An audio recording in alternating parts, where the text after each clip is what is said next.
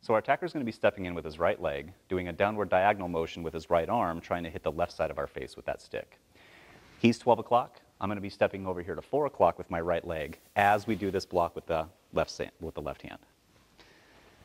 Now immediately after that right leg plants at 4 o'clock, my left leg is going to follow into a left cat stance because we're going to set up to do a left front kick to the groin, kind of shift into a modified twist stance here, setting up the right leg for a knife edge kick to the inside of his leg to spread him out.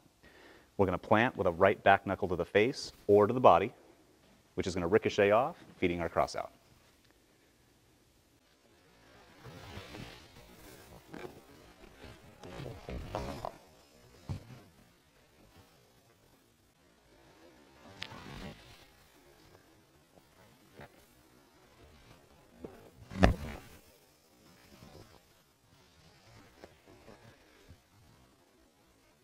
All of the weapons attacks from purple through third degree black all have something in common.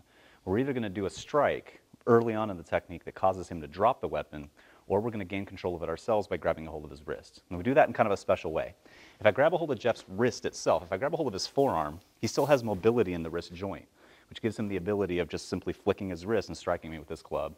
Or, if it were a knife, turning his wrist and cutting mine. Of course, if it was a gun, it's really just a matter of turning that, pulling the trigger.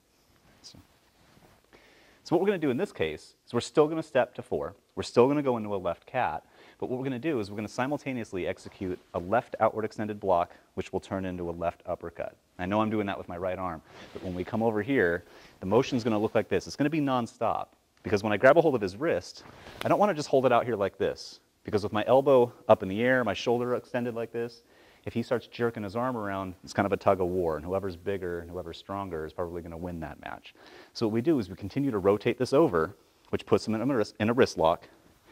Get this close to your body. Get it close to your hip so that we can gain some leverage over here. So we step to 4, follow into a left cat, twist him, get this nice and close to your hip. Now, it's not available in this particular case with Jeff, but if the guy was a little closer to you, you might be able to get away with throwing a sword strike into his left clavicle, which will clear that other arm away from you.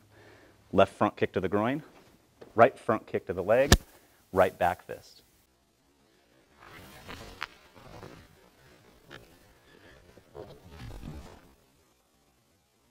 From this point right here, if he hasn't already dropped the weapon, we have an opportunity to disarm him.